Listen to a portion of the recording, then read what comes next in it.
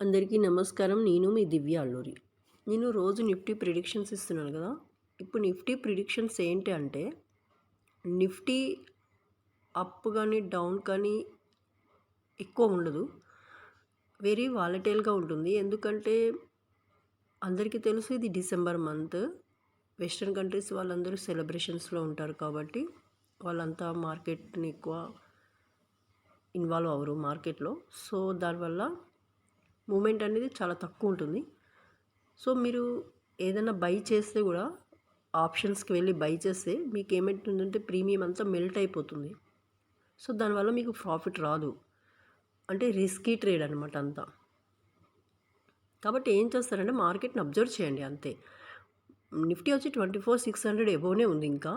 24,600 కనుక అది చాలా చాలా అంటే చాలా స్ట్రాంగ్ రెసిస్టెంట్ అనమాట 24,600 అనేది. ఒకవేళ కిందకొస్తే మాత్రం ఖచ్చితంగా డౌన్ అయిపోతుంది. అదర్వైజ్ 24,600 కనుక హోల్డ్ చేస్తే కూడా హై ఎక్కువ వెళ్ళదు. సో, దీనివల్ల మీకు అర్థమైపోతుంది ప్రీమియం అంతా లాస్ అవుతుందని.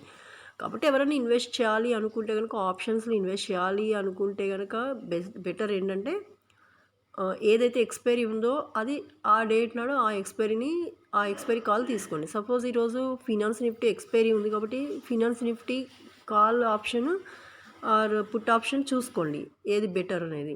అంటే ఏది ఇన్వెస్ట్ చేయాలనేది. అంటే ఆటిని అబ్జర్వ్ చేసుకోండి. దానివల్ల ఏమైనా కొంచెం ప్రాఫిట్ ఉంటుంది. ఎందుకంటే ప్రీమియం తక్కువ ఉంటుంది కాబట్టి. సో, మిగతా వాటి జోలికి వెళ్ళకపోవడమే చాలా బెటరు. ఎందుకంటే ఇది మార్కెట్ అబ్జర్వేషన్‌లో అంటే మీన్స్ కోడి గుడ్లు పొదుగుతుంది కదా! ఆ టైం అనమాట ఇది. పిల్లలు రావడానికి టైం పడుతుంది కదా! అలాగే నిఫ్టీ కూడా మూవ్ అవ్వడానికి టైం పడుతుందనమాట. సో, నిఫ్టీ ఇప్పుడు జస్ట్ అలా మార్కెట్‌ని పొదుగుతూ ఉంటుంది కదా! కోడి పొదుగుతున్నట్టుగా ఉంటుందన్నమాట. మీన్స్ అంటే రెస్పెక్ట్ ఇచ్చుకుంటాయి అనమాట బుల్స్ అండ్ బేర్స్. కొత్తగా పెళ్ళైన వాళ్ళు ఎలాగ రెస్పెక్ట్ ఇచ్చుకుంటారు వైఫ్ అండ్ హస్బెండ్ అలా. నువ్వంటే నువ్వు ముందెళ్ళు అని అలా. నువ్వెళ్ళు. అలా రెస్పెక్ట్ ఇచ్చుకుంటాయి అనమాట. ఓకేనా? కాబట్టి మనం కూడా వాటికి రెస్పెక్ట్ ఇద్దాము. దాని జోలికి వెళ్ళొద్దు. అబ్జర్వ్ చేసుకుందాం. సరేనా? ఎందుకంటే చేతులు కాలేక ఆకులు పట్టుకుని లాభం లేదు కదా!